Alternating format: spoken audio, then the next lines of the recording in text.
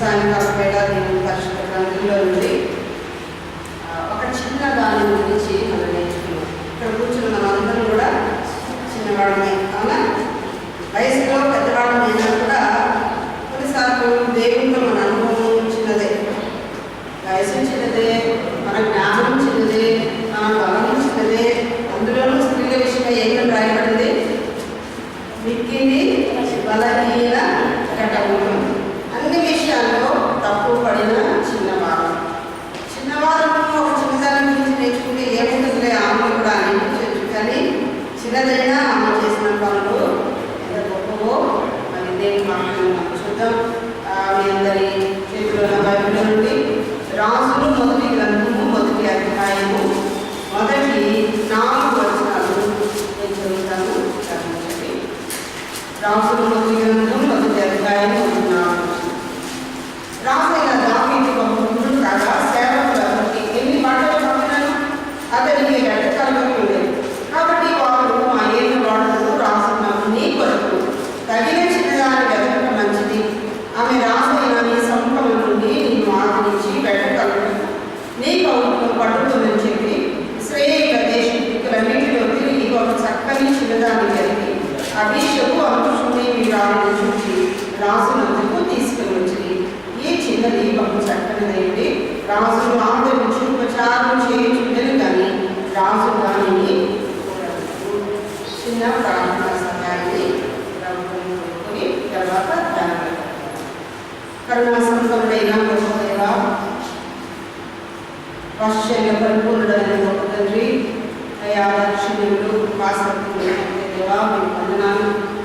యేసుక్రీస్తు ద్వారా మీరు మాకు అనుగ్రహించిన అమూల్యమైన గొప్ప రక్షణ బట్టి మీకు స్తోత్రములు.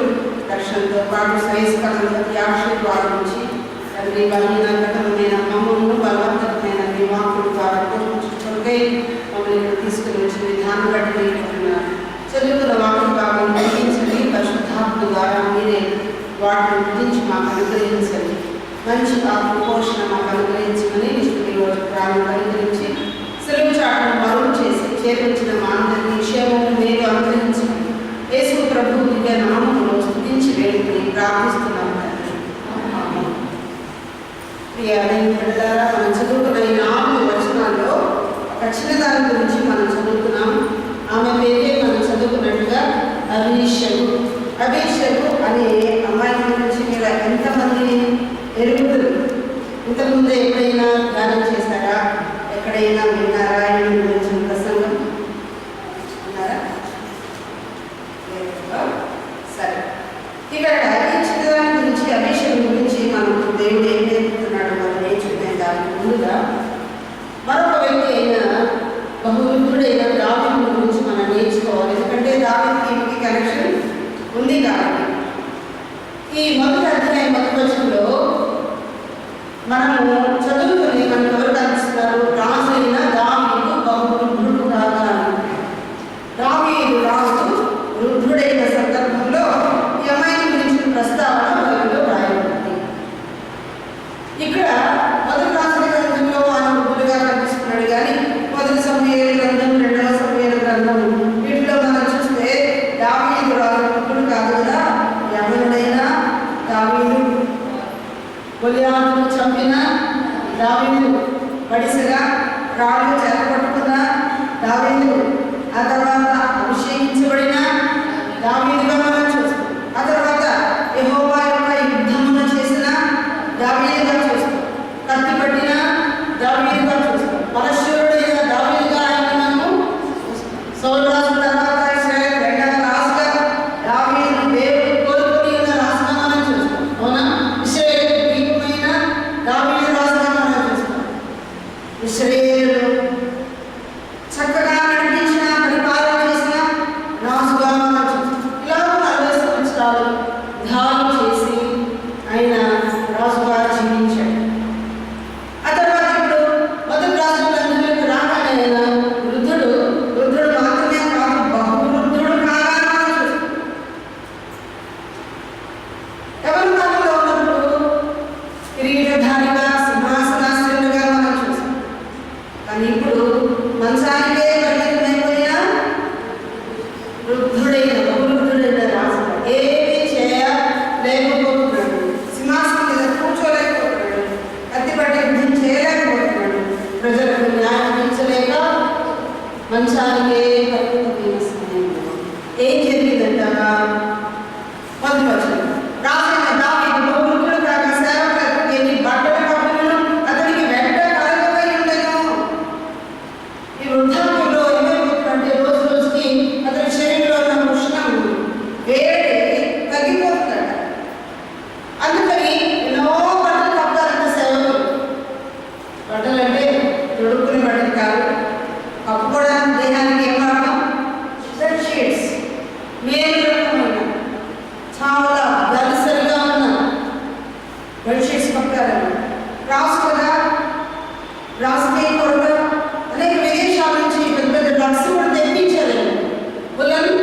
బెడ్షీట్స్ కప్పారేమో, ఎన్ని బట్టలు కప్పారేమో అతని శరీరంలో వేడి పుట్టడం లేదు, కానీ రోజు రోజుకి చల్లగైపోతుంది.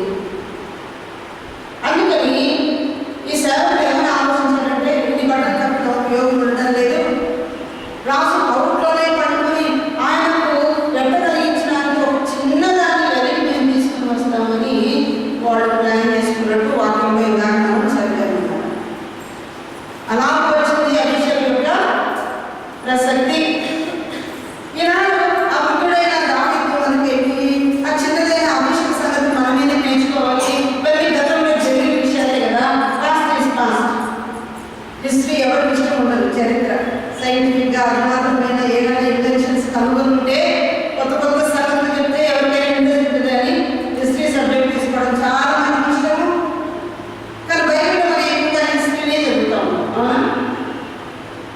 రాబోయే సంగతులు కూడా రాయబట్టే గతంలో ఉన్న విషయాలు ఎక్కువగా ఎక్కడెక్కడ ఏం జరుగుతాయో రాయబడ్డాయి. కానీ చాలా వరకు అన్ని జరిగిపోయినవే చదువుతున్నాం. దేవుడు ఎందుకు ఈ సంగతులు మనకు రాస్తున్నాడు అంటే యుగాన్ని పొందిన మనకు బుద్ధి కలుగుతాయి. దృష్టాంతములుగా వారికి సంభవించిన విషయాలు మన బుద్ధి కలుగుతాయి. దేవుడు గ్రహించాడు. బైబిల్ చదివితే ఏమొస్తుందంటే బుద్ధి వస్తుంది కదా. మనం చాలాసార్లు బుద్ధి లేదు, నాన్ సెన్స్ అని ఇతరులు అంటారు, కానీ మనకే బుద్ధి లేదని ఈ గ్రంథాన్ని దేవుడు ఎవరికైనా బుద్ధి కావాలా ఏం చదువుకోవాలి? దైవ గ్రంథం. మానవులుగా ఎలా నడవాలో తగిన బుద్ధి మనకు లేదు. అవునా? ఆకాశంలో పక్షులు ఎలా ఎగరాలో వాడికి తెలుసు. అవునా? నీటిలో ఎలా మరి ప్రయాణించేదో జలచరాలకు తెలుసు. భూమి మీద ఒక మానవుడుగా ఎలా బతకాలో మనకు. అందుకే దేవుడు చాలాసార్లు పక్షులను చూడండి, పాఠం నేర్చుకోండి అన్నాడు. అవునా? ఆకాశంలో భూమిని చూడండి, సృష్టిని చేసి పాఠము నేర్చుకోండి అన్నాడు. శ్రీమల దగ్గరికి వెళ్ళండి, వాళ్ళ నడతలను కనిపెట్టండి, బుద్ధి నేర్చుకోండి. బుద్ధి కావాలంటే సాంప్రదాయం చదవాలి. వ్యవస్థను ఏమవుతుంది ముఖ్యంగా. అవునా? బుద్ధి కలిగితే ప్రయాణం చేస్తున్నారు. అట్లయితే దావీదు పరిచర్య చేయడానికి వచ్చిన వేషం ద్వారా మనకి ఏం కలగాలని పాఠం నేర్పిస్తున్నాడు దేవుడు? బుద్ధి కలగాలి. మీలాంటి చిన్నపిల్ల, మీలాంటి ఎవరు రాదు. అవునా?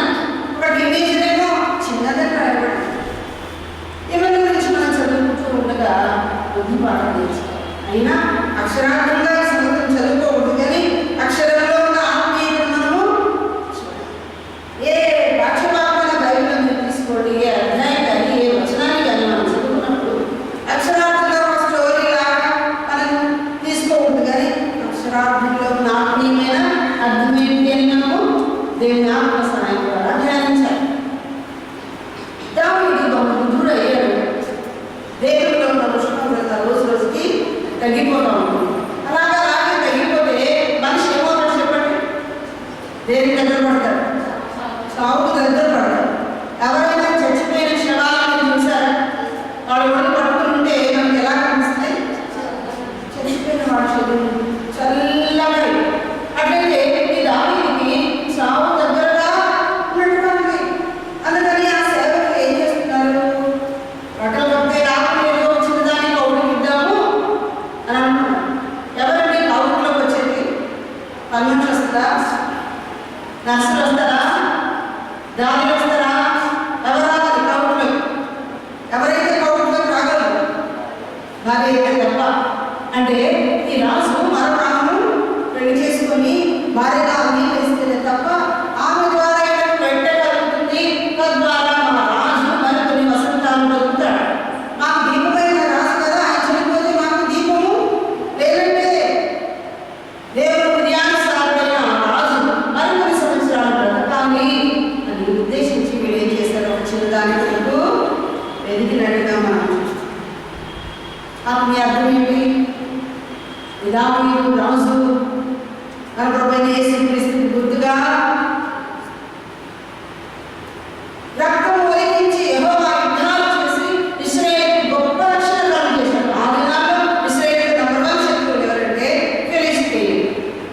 సారి ఫిలిష్తీయులు దండెత్తి వచ్చినప్పుడల్లా వారిని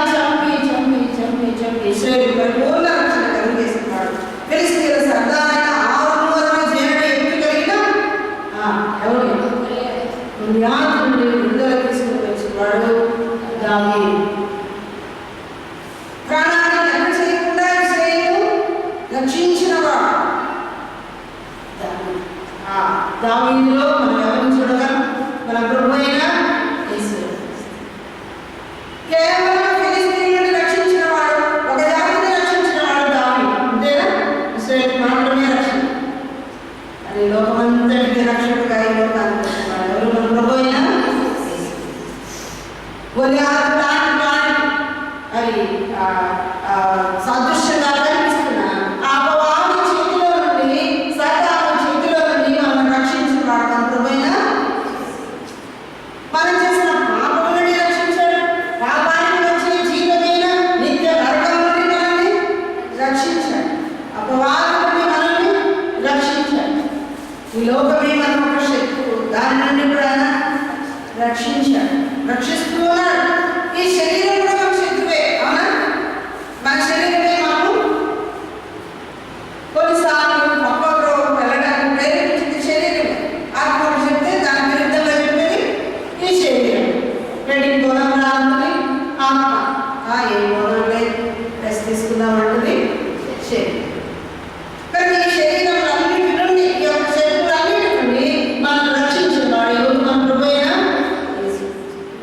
దావీదు గురించి చదివినప్పుడల్లా మన ప్రభువైన యేసు క్రీస్తు మన గుర్తుకు రావాలి. ఆ దావీదు యొక్క శరీరం చల్లబడిపోయిందని చూస్తున్నాం. ఈ శరీరం దేనికి సాదృశ్యం అంటే, నేరుగా సంపూర్ణ ఆయన శరీరం సమస్తము పూర్తిగా నింపుచున్న వారి సంపూర్ణత అయినది శరీరం అంటే స్థానిక సంఘమే. ఆదివారం అందరం కూర్చుని కూడుకొని ప్రభువైన యేసు క్రీస్తు మన పట్ల చేసిన ఆ రక్షణను, ఆ మర్యాదను, ఆ శిలువ ప్రేమను, ఆయన ఔన్నత్యాన్ని, ఆయన ఆధిపత్యమును, అధికారం, ఆయన ప్రభావం, ఆయన ఘనతను, ఆయన ఉనికిని, ఆయన అంతస్తులు, ఆయన ఐశ్వర్యము అందరినీ ధ్యానిస్తాం. ఆయన ప్రేమ, ఆయన జ్ఞానం, అబద్ధం కదా. స్థానిక సంఘముగా మనం ప్రార్థన చేస్తాం, బోధకుడికి వస్తాం, హెచ్చరికుడికి వస్తాం. ఇవన్నీ స్థానిక సంఘంలో జరుగుతున్నాం. ప్రభువైన యేసు యొక్క రక్తధార చేత కొనుక్కొనబడిన శరీరమే ఆయన స్థానిక సంఘం. అలాగే అన్ని ఊళ్ళో స్థానిక సంఘాలు ఉన్నాయి. ప్రభువైన యేసు క్రీస్తు రాకడ సమీపమైనప్పుడు ఆయన ఈ స్థానిక సంఘాలన్నీ కలిసి ఒక సార్వత్రిక సంఘం, యూనివర్సల్ చర్చ్. దాని దేవుడు ఒక రోజున ఎత్తుకొని సంఘం. ఇప్పుడు ప్రభువైన యేసు క్రీస్తు యొక్క రెండవ రాకడ. ఈ స్థానిక సంఘం ఈ దినాలలో దావీదు శరీరం చల్లబడినట్టు చల్లబడతానే ఉంది. రక్షించబడిన కొత్తలో ఎంత ఉడుకు, ఎంత ఉజ్జీవం, ఎంతగా జోరుగా పరిగెత్తాం. రాత్రి ముందు వచ్చాం, చాపలు నేను పరుస్తానన్నాం, పట్టాలు నేనేస్తానన్నాం కదా. ప్రభువు కొరకు భద్రకలు పెంచాం, నన్ను పిలుచుకొని వచ్చాం దేవుని సన్నిధికి. మాటలు గంభీరంగా పాడాను. ఆఫ్టర్ ఏమైంది? రోజు సంవత్సరాలు గడుస్తూ ఉండగా ఎంత వాక్యం వినినా, ఎన్ని బట్టలు కప్పినా ఆ శరీరానికి బట్ట ఎలా కలగలేదో. బట్టలు అంటే జీవితాలే, భక్తుల జీవితాలు. మోషే జీవితాన్ని గురించి, దావీదు జీవితాన్ని గురించి, దానియేలు జీవితాన్ని గురించి, ఎస్తేరు జీవితాన్ని గురించి, రూతు జీవితాన్ని గురించి, ప్రభువైన యేసు క్రీస్తు జీవితం గురించి ఎన్నో ప్రసంగాలు బట్టలనే సంఘం మీద దేవుడు పరిచినప్పటికీ కూడా సంఘంలో ఈ నులివెచ్చనితనం అనేది పోనే పోవడం. ఎన్ని మీటింగ్స్ జరుగుతున్నా, ఎన్ని స్పెషల్ మీటింగ్స్ జరుగుతున్నా, ఎంతమంది ప్రదేశం వచ్చి దేవుని యొక్క వాక్యం విస్తరిస్తున్నా, ఎక్కడేసి బొమ్మలు అక్కడే ఉన్నట్టు ఉంది. అవునా? కొత్తగా రక్షించబడిన దినంలో ఉన్న ఆ వేడి, ఆ వాడి కదా తగ్గిపోతా ఉంది. భయభక్తులు తగ్గిపోతా ఉన్నాయి. ఆత్మీయాత్మ మీద మన ఇంట్రెస్ట్ తగ్గిపోతుంది. బైబిల్ పఠన తగ్గిపోతుంది. దేవుని సంఘానికి రావడం తగ్గిపోతుంది. సమాసం దేవుడితో తగ్గిపోతుంది. నీ జీవితంలో కూడా ఆ వేడి లేదేమో. దావీదు శరీరం వలె నీవు కూడా తగ్గిపోతున్నావేమో. దేవుడితో గడిపే సమయం తగ్గిపోయిందేమో. అసలు ఆయన భయభక్తులు దిగజారిపోయాయేమో. ఇంతకుముందు బాగా పరిగెత్తుతాను ఆత్మీయంగా, ఇప్పుడు ఆగిపోయావేమో, చితికిల పడ్డావేమో. నిన్ను ఉద్యోగపరచుకుంటే ఎంత మంది వారిని పంపించి వారి జీవితాల గురించి చెప్పి ఎన్ని అంశాలు వారిగా చెప్పినా కూడా వినడమే విడిచిపెట్టడమే అయిపోయింది. ఈనాడు నీ ఆత్మీయ జీవితం కూడా చాలా సమయం హతామైపోయింది. ఆత్మీయతలో దిగజారి నీవు కూడా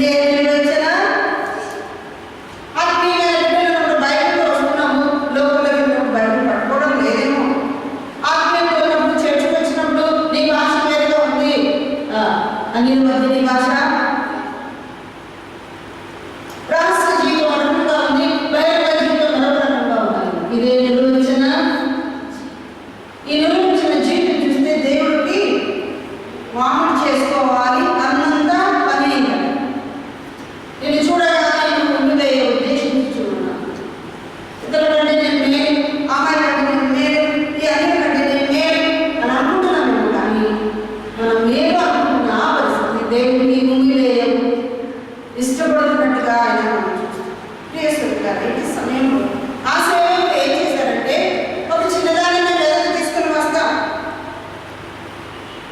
ఆమె రాజు కోర్టులో ఉంటుంది అని అమ్ముకోలు ఆ అమ్మాయి కోసం వెళ్తూ వచ్చారు. ఇప్పుడు ఇంటి పరిస్థితుల్లో రాజుకు అవసరమైంది ఈ అభిషేకం. ఈ అభిషేకం రాజుగారికి ఎలా తీసుకొచ్చారో ఈనాడు చలారిపోయిన ఈ సంఘ, భక్తిహీనమైపోయిన ఈ సంఘ, నామకార్థపు సంఘాలుగా మిగిలిపోయిన ఈ సంఘాల మధ్య పని చేయడానికి దేవుడు చిన్నవారిని లేకుంటున్నాడు. అభిషేకాలన్నీ ఆ చిన్నవారు మీరే. ఆ చిన్నదాని గురించిన అంశాలను వేయడం చదువుకుందాం. ఆ చిన్నదాని విషయం ఏమి ప్రకటించడం మొట్టమొదటి ఆమె ఎట్లాంటిది? 2వ వచనం. కాబట్టి వారు మా ఏడు వాడును రాసుకున్నాము, నీ కొరకు తగిన చిన్నదాని వెతకుట మంచిది. ఆమె ఎవరంట? ఆ చిన్నదాని పేరు ఏమి రాయబడింది? అభిషేకం. కానీ ఆమె గురించిన విశేషణాలతో కూడిన అంశాలు రాయబడినాయి. ఏంటవి? తగిన చిన్నదైన అభిషేకం. అదే అభిషేకే, కానీ ఎలాంటి అభిషేకం? తగిన చిన్నదైన అభిషేకం. ఈ మహాభక్తునికి ఈ చిన్నది తగున. పెళ్లిలో చాలాసార్లు ఏం చేస్తారు? ఇవ్వబడి ముందు వీడు జోడు, అవునా? సరిపోయారు, సన్నం సరిపోయారు, అన్నింటిలో సరిపోయారు, చదువులో సరిపోయారు కదా, స్థితిలో సరిపోయారు అని అన్నీ చూసుకున్నాం. అది ఏంటో మహాబుద్ధుడు, బహుబుద్ధుడికి చిన్నగా అయినా తగిన చిన్నదే అని ఈ దాని ఎవరు చెప్తున్నాం? ప్రభు యేసు క్రీస్తుకు ముందుగా ఉన్నాడని చెప్పుకుంటున్నాం. ఆ ప్రభువు రక్షించిన సంఘాల మధ్య పని చేయడానికి చిన్నవారిగా బహుమని దేవుడు చెప్తున్నాడు. మనానికి వచ్చి ప్రభా నేనేం చేస్తాను సంఘంలో, నాకేం తెలియదే, వాక్యాలు రావే, వచనాలు రావే, దైవ జ్ఞానం లేదే, ధైర్యం లేదే, గుండెల్లో రైలు పరిగెత్తాయి, ఇలా నేను రాలేనే, ప్రార్థన చేయలేని ప్రోగ్రాం ప్రసంగం ఎక్కడ చేస్తాను నేను? నీ సంఘంలో పనిచేసే కాబట్టి నాకుండా చాలా సాధన అనుకుంటామా లేదా? కానీ ఇటువంటి చిన్నవారిని ఏర్పరచుకోవడం దేవుడికి ఇష్టమైంది. బైబిల్లో చాలా మంది చిన్నవారు, అవునా? మన స్త్రీలే తీసుకుందాం ఎగ్జాంపుల్గా. ఎస్తేర్ ఎలాంటి? చిన్నది. రూత్, రేపు రిబకా ఎలాంటిది? ఈ చిన్నది, మిక్కిలి చక్కని. రూత్ విషయం ఏమన్నా అసలు ఈ చిన్నది ఎవరిదని పోయి చూడగలరా? ఇశ్రాయేలు దేశం చిన్నది, అవునా? మంచి మాట చెప్పింది.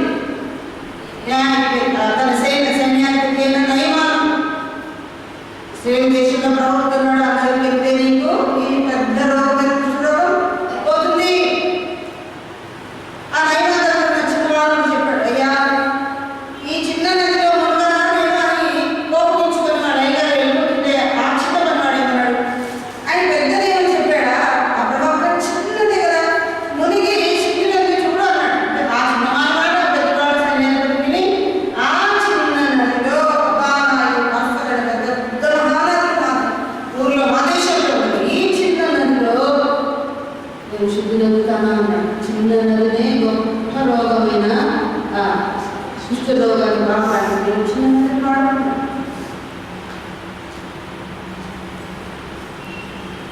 పేరు చేస్తాను వేస్తే సంఘమంతా ప్రార్థన చేస్తున్నారు, పేరు రంగుని విడుదల చేయించారు.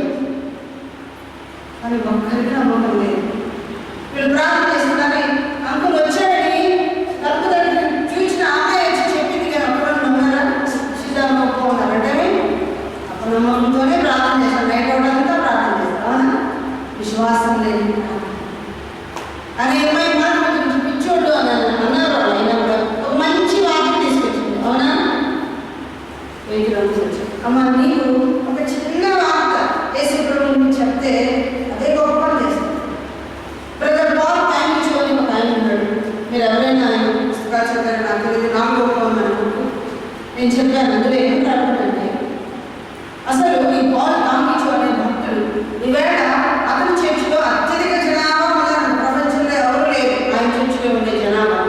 అంత పెద్ద సంఘానికి నాయకుడుగా ఆయన ఎలా కాపాడాడంటే ఆయన ముందు బౌద్ధ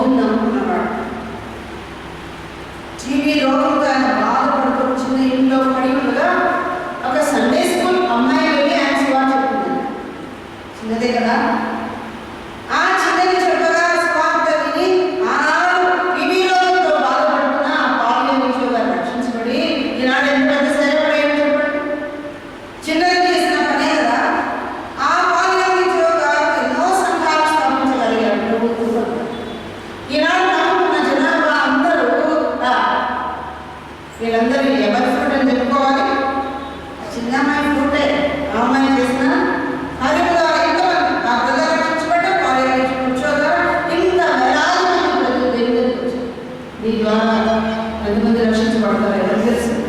నిన్ను దేవుడు చిన్నమైన వాడు గొప్ప దైవజనురాలుగా చేస్తాడు. చిన్న అవిషయం గొప్ప రాజు మనసుకు వచ్చి తగిన చిన్నదే అనిపించుకుంది. నేనేం చేయగలను?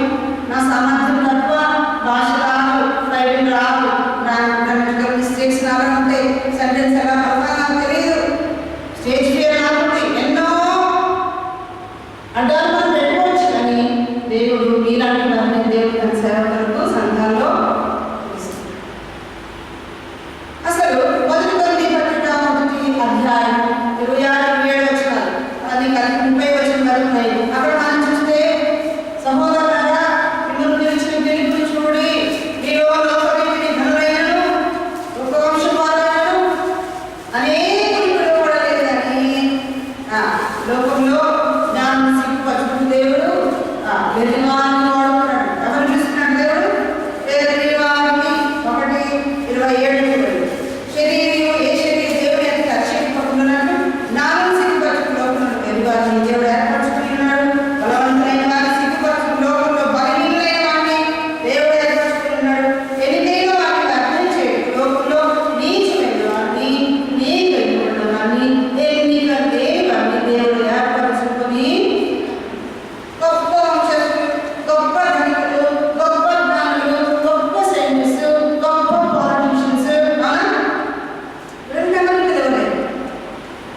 వాళ్ళకి అక్షయపడ్డది ఇంత గొప్పడు కాబట్టి వాడుకున్నాడు, ఇంత షావుకారు కాబట్టి వాడుకున్నాడు, ఇంత గొప్ప భక్తి పని కాబట్టి దేవుడు వాడుకున్నాడని అక్షయం వస్తుంది కనుక ఏ శరీరానికి అక్షయం లేకుండా ఎన్నిక లేని వారు, ఎన్నివారు, బలహీనులు కదా, నీచులను ప్రేమించబడు 5 రకాల వారు ఏ లక్ష్యం కాదు దేవుడు వాడుకుంటాడని అట్లే వాడు జ్ఞానం ఎట్లా, అట్లయితే వాడు బలం ఎట్లా, అట్లయితే వాడు అన్ని ఎట్లా అంటే ఆయనే యేసు ప్రభువే మనకు ఏమన్నాడంటే 30వ వచనంలో అయితే ఆయన మూలంగా మీరు క్రీస్తు చేసినందు రక్షించువాడు ప్రభు అంతే రక్షించుకోండి అని రాయబడింది. నెరవేరినట్టు దేవుడి మూలంగా ఆయన మనకు జ్ఞానము, నీతియు, పరిశుద్ధతయు, విమోచనము ఈ 4 కదా అన్నీ ఆయన పదమూడలన్నీ ఆయన. నీవు తన సేవలో ఉపయోగపడడానికి నీకు అవసరమైనటువంటి దేవుడే ఆత్మనిపుదం, ధైర్యం, ఆత్మ ఆవేశం, ఆత్మ జ్ఞానం కదా, ఆత్మ ఎరుక అన్నీ కూడా దేవుడు నీకే అనుగ్రహిస్తాడు. సరే అలా ఈ అమ్మాయి మొట్టమొదటి ఎలాంటిది? తగిన పరిచయం చేయడానికి వచ్చిన ఈ బిడ్డ తగిన చిన్నది. నిజానికి తగము ప్రభు అయిన యేసు క్రీస్తు సేవ ఎవరు తగిన వారు? పరిశుద్ధతలో ఆయన తగుమా, త్యాగంలో తగుమా, ఆయన ప్రేమ, ఆయనకున్న ప్రేమలో ఉందా, ఆయనకున్న మంచి ఉద్దేశం వల్ల ఉందా, ఆయనకున్న సమర్థనం ఉందా? లేదు. అయినా కూడా తన రక్తధారగా మనం కడిగి తగిన వారుగా మనల్ని సరే అలా మొట్టమొదటి ఈ అమ్మాయి యొక్క పేరు అంశం ఏంటి? తగిన చిన్నది. రెండవది ఎలాంటి చిన్నదో చూడండి. 3వ వచనం చూద్దాం. ఇశ్రాయేలీయుల దేశ దిక్కులన్నిటిలో తిరిగి ఒక చక్కని చిన్నదాని తనకి ఎక్కం. ఈ అమ్మాయి ఎవరంట? చక్కని చిన్నది. తగిన చిన్నదే కాకుండా 2వ వచనం ఏంటి? చక్కని చిన్నదైన అభిషేకం. ఇక్కడ రాయబడింది చక్కదనం అంటే అవుట్వర్డ్ బ్యూటీనే, బాహ్య రూపాన్ని గురించి దేవుడు రాయించాడు. రాజులు ఎవరైనా కానీ పెళ్లి చేసుకోవాలంటే అంత అందమైన వాళ్ళే ఎదుగుతారు కదా. ఏమన్నాడు? అహష్వేరోషు భక్తిని తృణీకరించాడు మంచి వారు. ఇంకో తర్వాత రాణి చేసుకోవడానికి అందమైన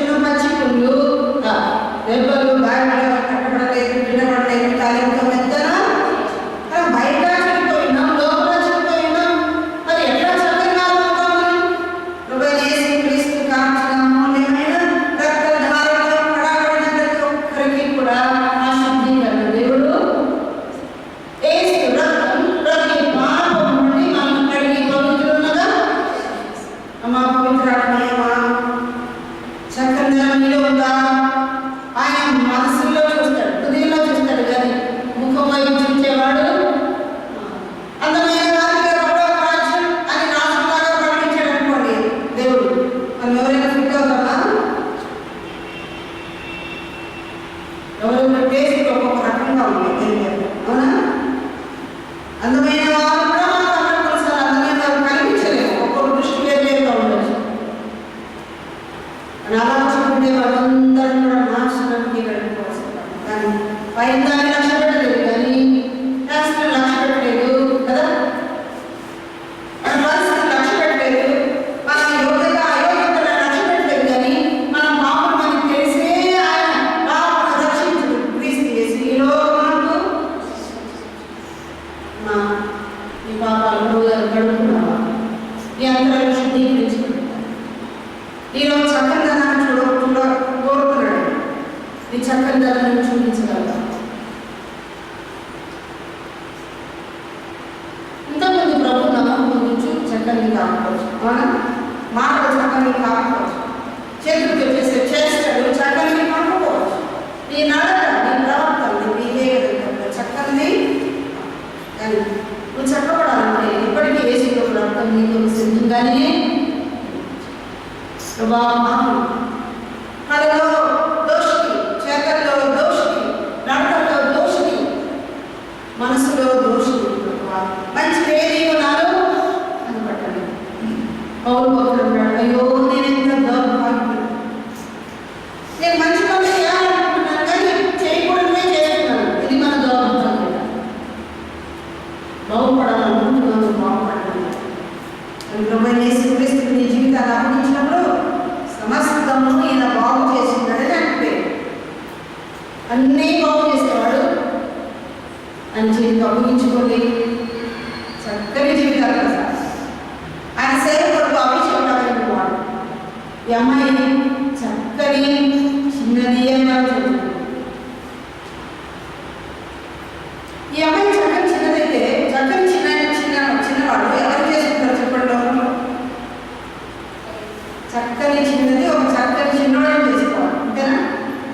వృద్ధుల దగ్గర ఎవరైనా అసలు చేసుకోవడానికి. కానీ ఈ దావీదు మొదటి సమూయేలు 16 చదివినట్లయితే ఆయన ఎవరిగా ఉన్నప్పుడు అక్కడ రాయబడింది, అతడు ఎర్రని వాడును, చూచుటకు సుందరమైన వాడును అయి ఉండేను. ఎర్రని వాడట, చూచుటకు సుందరమైన వాడట, చక్కని నేత్రములు కలిగిన వాడట. ఎర్రని వాడబడి అంటే ఎర్రని తోలుందని కాదు, యేసు రక్తంలో పడబడిన దానికి ఎప్పుడు చక్కగా కనిపిస్తామంటే యేసు రక్తంతో మన దృష్టి కడిగేలా, నా సంభాషణ కడగయ్యా, నోటిని నా గొంతును నా స్వరాన్ని శుద్ధి చేయ, ఎర్రని నేత్రాలు ఎర్రని రథములు తెచ్చి, ఎర్రని నాలుక ఎర్రని చెవులు తెచ్చి, మంచి వినికిడి, ఎర్రని చేతులుగా చేయాలి. ఆపాద పుస్తకం కడగయ్యా ఒకటేంటి రక్తంలో కనుక వృద్ధులుగా ఉన్నప్పుడు ఇప్పుడు ముఖము కనబడిలో ముడతలు వచ్చాయో, ఇప్పుడు సన్నమేదో ఇప్పుడు ఎవరు ఈయన కూడా చక్కగా దావీదు మన ప్రభు వేసి గుర్తుల ముందే చెప్తున్నాం. అలాగేస్తే కిందలో పాట రావాలి. ఏమని? చక్కని యేసు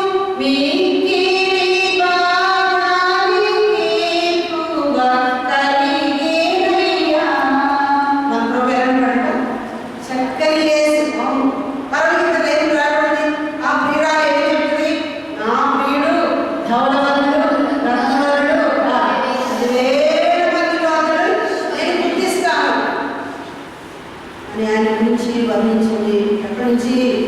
తల నుండి కాలు వరకు వర్ణించండి. ఆయన తల ఉంటుంది, వెంట్రుకలు ఇలా ఉన్నాయి, ఆయన అందరం ఇలా ఉంది, ఆయన యొక్క చేతులు ఇలా ఉన్నాయి, ఆయన కాళ్ళు ఇలా ఉన్నాయి, ఎర్రంగా వర్ణించారు.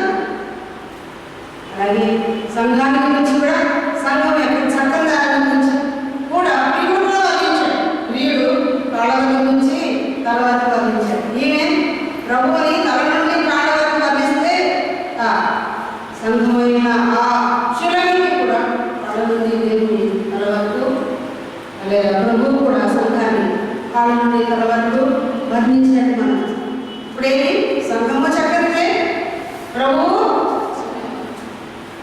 రాజ్య సంఘమైన పరిశుద్ధత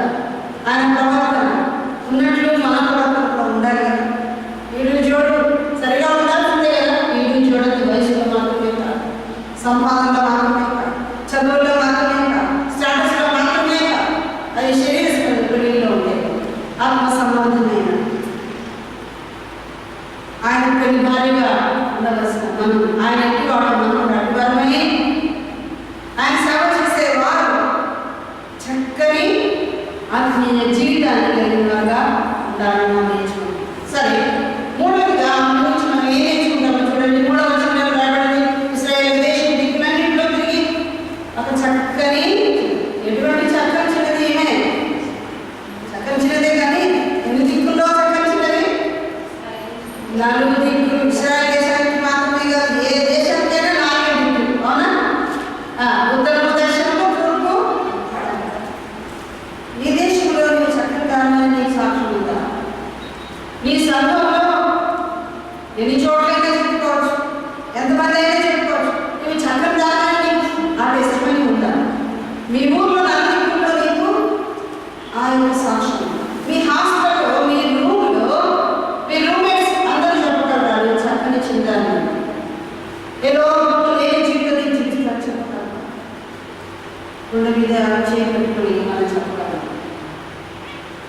ఆమె చక్కని 4 దిక్కుల్లో ఎక్కడికి తెలిసి దేశం మొత్తం, ఒక రాష్ట్రం కాదు, ఒక ఊరు కాదు, ఒక పల్లె కాదు, ఒక ఇల్లు కాదు, ఒక మనుషులు కాదు, 4 దిక్కులలో దేశమంతటికి చక్కని చిన్నది. నేను అనుకున్నాను, ఈ అమ్మాయి ఒక్కటి నా చిన్నది.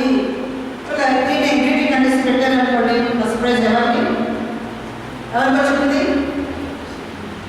నిజమే, కానీ ఈ మొక్కతే ఉండదు. ఎంతో మంది సుందరాలు ఉండే ఉంటారు. ఇశ్రాయేలు నుంచి బయటకు రాకుండా వారు ఎంతో చక్కగా, ఇశ్రాయేలు ఎలా ఉంటాడు? అలా ఎంతో సొగసుతారు, చక్కని ముగ్గులు వాడు.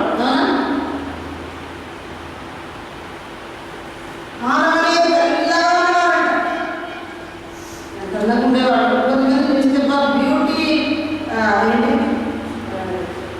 షోకేసుల్లో బొమ్మలా ఉంటారు కొంతమంది. మణిపూర్ వెళ్ళే ఒకసారి చూస్తే మనుషులు కూడా అసలు బొమ్మలేనా కొంచెం అట్లాగే చూడాలి.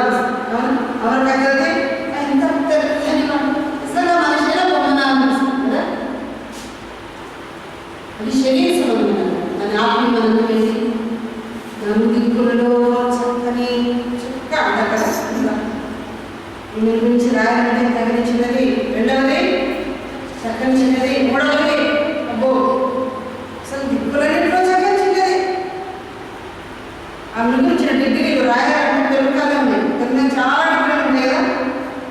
6, 7, 8, 9, 10 డిగ్రీలు ఉన్న వాళ్ళు చాలా ఉన్నారు. చాలా అతి విద్య చదివి చక్కని వాడు చాలా మంది ఉండొచ్చు, కానీ బుద్ధుడికి పెళ్లి చేసుకొని పరిచయం చేయడం ఎవరికి ఇష్టం లేదు. అలాంటి వాళ్ళందరిలో తేలిక ఫలితార్థం ఒకటి అలాంటి ఎవరు మిగిలారు? తెలియదు. ఎంత సమర్పణ చెప్పండి. ఈ రాజు ఈరోజు ఉంటాడు, పాలిస్తాడు ప్రభావాన్ని. ఈ అమ్మాయి జీవితం భవిష్యత్తు చాలా ఉంది. ఒకసారి పెళ్ళిన తర్వాత మరొక పెళ్లి చేసుకోవడానికి సాధారణంగా వస్తారా? సమర్పణ. ఆమె సేవ చిన్నది కాదు, సమర్పణతో కూడిన సేవ. ఇటువంటి అభిషేకులు ఎంతమంది ఉన్నారు మన సంఘాలు?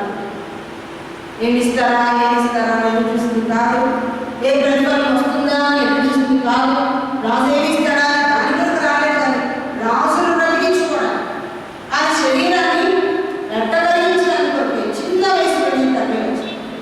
నాడు ప్రభు అంటున్నాడు, నా సంఘంలో పనిచేయడానికి ఎవరు వస్తారు? ఆత్మీయంగా నేను చక్కని ధర్మిస్తాను. ఆ చక్కని ధరంతో చక్కని సాక్ష్యంలో ఎవరు సేవ చేస్తారు? సంఘాలు ఉంటారా? చదువుకోవడానికి వచ్చి ఉన్నతమైన చదువులు కూడా చదువుతున్నారు. ఈ చదువులోనే నిరుద్యోగాలు ఒక్క గంట రోజు చదువుతో ఒక్క గంట ఎంత ప్రతిఫలం! నేను ఆత్మకాక్షించాను. ఒక గంట నీ చేతికి వస్తుంది ఎవరు? రిపక 10 గంటలు 10 మనుషులు అనుకోండి,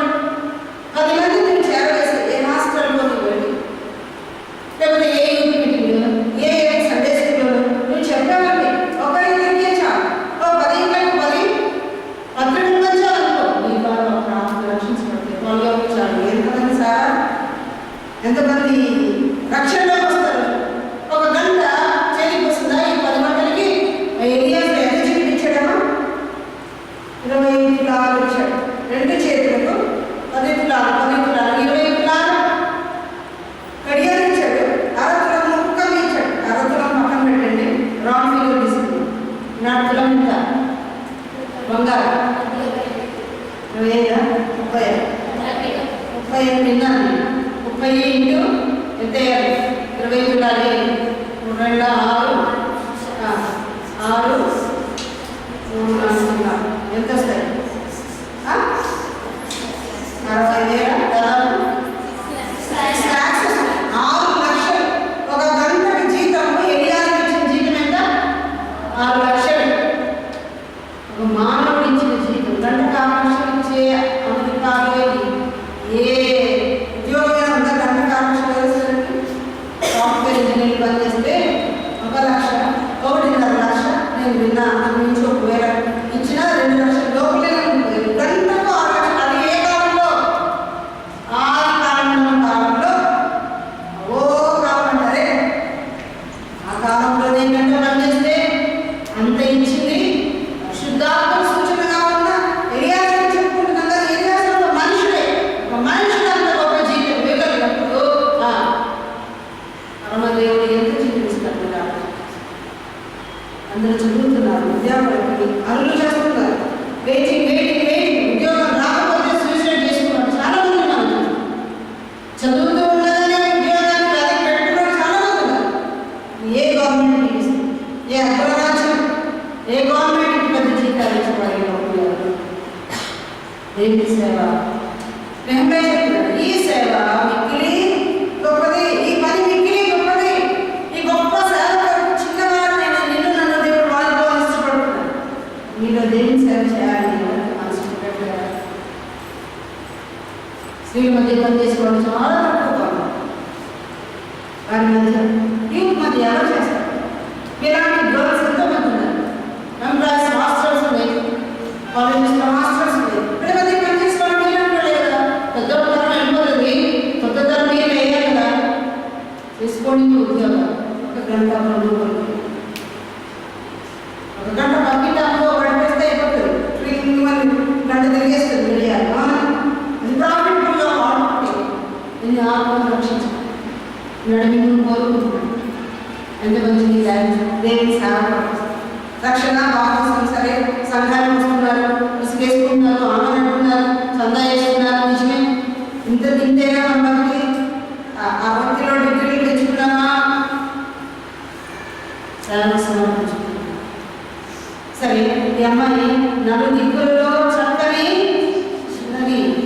ఆ తర్వాత వీరి గురించి 4గా ఏం చూడతాం చూడండి. 4వ వచనం, ఈ చిన్నది బహు చక్కగా అంటే సరిపోరా? ఇంకేమన్నాడు? బహు చక్కది. ఇంగ్లీష్ బైబిల్లో ఏం రాసిందని నేను చదివాను. ఏమంది? బహు చక్కది తెలియదు కదా.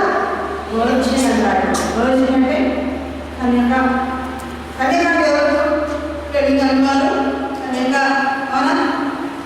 ఆరోగ్యం కాపాడుకున్న వాళ్ళే కన్యక. ఇలాంటి పెళ్లి కాని వాళ్ళు చాలా మంది ఉన్నారు. కానీ అప్పుడు దొంగ పిల్లలు ఎప్పుడు అయిపోయాయి? చాలా మంది రహస్యమైన పిల్లలు ఎప్పుడు అయిపోయాయి. అప్పుడు ఈ నడిచి వాళ్ళు చాలా మంది ఉన్నారు. అది కానీ ఆరోగ్యంలో రాయబడి నల్ల కుమార్తెలు చక్కని వారిని ఎరిగి దేవుని కుమారులు నల్ల కుమార్తెలతో పోయి ఇలా ఇష్టం వచ్చిన వాళ్ళు పెళ్లి చేసుకుంటారు. అందుకే పుట్టారు నెఫ్యూలు అనే జైగాంటిక్ ఫిగర్స్ కలిగిన పుట్టారు. ఎత్తరులు జైగాంటిక్ ఫిగర్స్. ఒకరిలో నీతి లేదు, ఒకరిలో న్యాయము, దేవునికి భయపడేవాడు. కానీ అందుకే దేవుడు జలప్రయాణాన్ని పంపించి ఆ తరం వాళ్ళందరినీ దేవుడు పెట్టారు. మీకు పోయి వర్షం దేవుడు పెట్టగలరా? పవిత్రమైన కన్యగా పెట్టగలరా? సంఘానికి దేవుడు ఉద్దేశించి పెట్టిన పేరేంటంటే తన రక్తంతో కొనుక్కున్నాడు, ప్రధానం చేసుకున్నాడు. ఏమని? కన్యకగా మిమ్మల్ని మన సంఘంలో ప్రతి వ్యక్తి ఒక కన్యక. ఆల్టుగెదర్ అందరం కలిసి స్థానిక సంఘంతో కలిసి ఒక కన్యక. ఆయన మన ప్రియుడు. మనల్ని ఆయన భరించడానికి రాబోతున్న ప్రియుడు. ప్రధానంగా జరిగింది, నిశ్చితార్థం జరిగింది కదా. రక్షించబడిన రోజునే ఆయన కొరకు నీవు ఏర్పరచబడిన ఒక పెళ్లి కన్యకగా ఏర్పరచబడ్డావు. పెళ్లి చేసుకోవడానికి వస్తాడు. ఎప్పుడు వస్తాడో పెళ్లి డేట్ మాత్రం చెప్పాలి. అవునా? దేవుడు కన్యకగానే ఉండాలని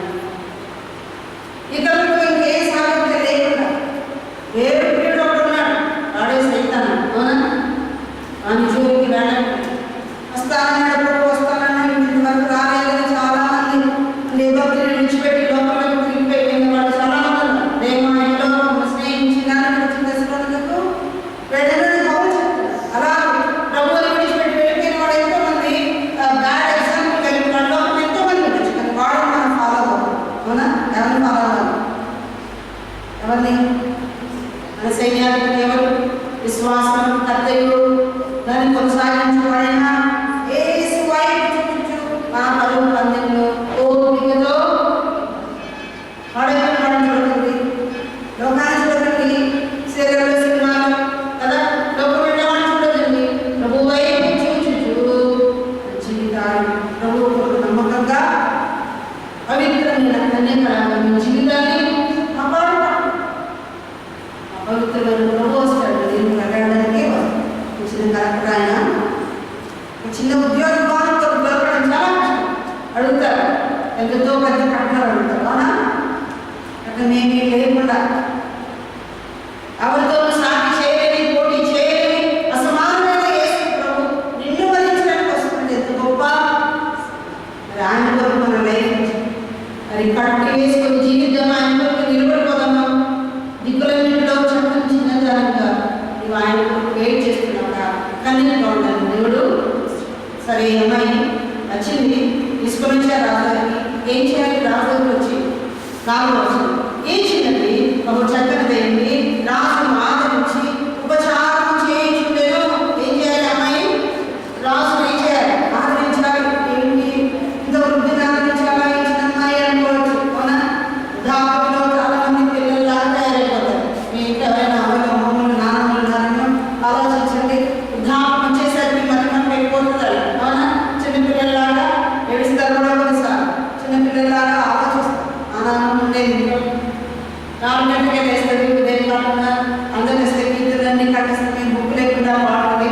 ఆ తర్వాత కాఫీ ఇస్తారు. కాఫీ తాగి ఒక 2 సేపు నిద్రపోతుంది. కాఫీ తాగి మర్చిపోయి పొద్దున్నే మళ్ళీ ఏమంటుంది, నన్ను ఎవరైనా అనుకున్నారా, నన్ను జ్ఞాపకం చేసుకున్నాను, నాకు ఎవరైనా కాఫీ ఇచ్చారంటే అంటే ఇంత గ్లాస్ తాగిపోవడం. చిన్నపిల్లలు లాగా చేస్తారు. అవునా? తొందరగా పడతారు. వాళ్ళ బలహీనత, వాళ్ళ భయాలు ఉంటాయి. పైగా ఈ రాజు భయపెట్టి నన్ను ఆడిపోతుంటాను లేదా, నా పల్స్ వెళ్ళిపోతాను, నేను ఒళ్ళు చల్లబడతాను చూసుకుంటా అన్నాడు. భయపడుతున్నాడు. అతన్ని ఏం చేయాలి? చిన్న బిడ్డ ఆదరించాలి. సంఘంలో ఎంతో మందిని ఆదరించాలి. నీ పక్కన ఉన్న వాళ్ళకి ఎంతో భయం ఉంది. పాస్ అవుతానో ఏదైతాను. ఒక చిన్న నష్టం భయపెట్టి తీసి చూపించాను. భయపడము, దిగులు పడము, నేను నీకు తోడై. యెహోషువ భయపడుతున్నావా? మోషేకి నేను తోడైనట్టు నేను నీకు కూడా తోడై. ఒక అమ్మాయిని ఒకటి కాదు చాలా ప్రాబ్లమ్స్ ఉన్నాయి, భయపడతాము. దావీదు కీర్తనలో రాయబడింది, నా కలిగిన భయములన్నిటిలో నుండి ఆయన నన్ను రక్షించాడు. చూడు, దావీదు తప్పించిన దేవుడు ఎందుకు తప్పించినా ఈ మాట మీద నమ్మకం ఉంచని నీకు రాసినట్టు నీవు ఆదరించాలి. మన కొరకు ఆదరించే ప్రభు పరిశుద్ధాత్మకి ఒక పేరు ఏంటంటే ఆదరించే పరిశుద్ధ. నీవు ఇతను ఆదరించి పరిచయం ప్రతి ప్రసంగం చేయలేము, కానీ చిన్న మాట నీకు తెలుసు, లైఫ్లో చిన్న ప్రామిస్ నీకు తెలుసు. దాంట్లో ఇద్దరిని దర్శించవచ్చు, హాస్పిటల్లో పేషెంట్ దర్శించవచ్చు, లేకపోతే సంఘంలో ఏదో ఏంటంటే వాళ్ళని మనం దర్శించవచ్చు. ఈ అమ్మాయి ఎందుకు రాలేదు? ఈ అమ్మాయి ఎందుకు రాలేదు? ఈరోజు బైబిల్ స్టడీకి ఎందుకు రాలేదు అన్నమాట హెచ్చరిద్దాం. ఎందుకు రాలేదు? ఎందుకో ఇది నేర్చుకున్నాం, ఎందుకో మీరు నేర్చుకోవాలి అని చెప్పడం. ఆదరించి, రాజును ఆదరించి మనపై తీసుకుపిస్తున్నాడు. ఎన్నో భయాలు, దుఃఖాలు అనుకున్నారు. నా అంతరంగంలో విచారణ హెచ్చరిక నీ గొప్ప ఆదరణ నెమ్మది కలుగు చేసిందని దావీదు భక్తుడు చెప్తున్నాడు. సమస్త ఆదరణ దేవుడు ఇస్తాడు. ఆయన అడగాలంటే నేను బాధలు పట్టుకోవాలని ప్రార్థించాలి. ప్రభావాలు చదువుకోవాలి, సమస్యలు ఎవరు తీస్తారు? నా అంతరంగంలో విచారణ కొన్ని కాదు నిశ్చిగా ఉన్నాయి ప్రభావ. అయితే నీరు ఇచ్చిన ఆదరణ మా ప్రాణం ఎంతో నెమ్మది. ఎంతమందికి ఆదరించే విధంగా భవిష్యత్తులో ఉండవా? ఇది కూడా ఒక పరిచయం. అందరూ ఒకటే పనులు చేయలేదు, అందరూ ప్రార్థన చేయలేదు, అందరూ ప్రసంగించలేదు, అందరూ పత్రికలు పంచలేదు, అందరూ పరిచర్య ఒకటే చేయలేదు. ఆదరించే పరిచయం. అట్లయితే ఈ అమ్మాయికి 5 ఏం జరిగినట్టుగా ఆదరించిన అభిషేకం అలా ఏం చేసింది? ఉపచారం చేయించుకునేను. ఇంకేం చేసింది? ఉపచారం అంటే టిఫిన్ పెట్టాలి కదా, నీళ్ళు మరి అందించాలి. ఒకవేళ ఫుడ్ ఉంటుందా లేపాలేమో, కూర్చోబెట్టాలేమో, కానీ ఏమంటే అవన్నీ అందించాలేమో. అన్ని పరిచర్యలు దగ్గర నుండి చేస్తాం. మనం కూడా సంఘంలో కొంచెం చాలు. మరి ఏం చేస్తుందంట, మరియా మార్త లాజరు అడుగుతుంది. మరి ఎప్పుడు ఏం చేస్తుంది, యేసయ్య పాదాల దగ్గర కూర్చొని బోధకెళ్ళింది. అక్క ఇలా మార్తమ్మ ఆ పనేంటి, యేసు ప్రభుకి వంట చేస్తుంది. లాజరు ఏం చేసేవాడు, ఆయనతో కూడా భోజనం కూర్చున్న వారిలో 3 పనులు. నీ పని నీ చేతనయ్యేది, నీకేం వస్తుంది, ఏం రాకపోయినా చేపలు పచ్చవచ్చు కదా, గుడుసులు తినవచ్చు కదా, పిలుచుకొని వచ్చే పని చేయొచ్చు కదా, పత్రికలు పని చేయొచ్చు కదా, కొద్దిమందికి ధనం ఉంటుంది, ధన సహాయం చేయొచ్చు కదా, రకరకాల పరీక్షలు ఎదురించాలి. ఎవ్రీ పత్రిక 6 పదులు ఇలా రాయండి, మీరు చారం చేయొచ్చు, ఇంకా గొప్ప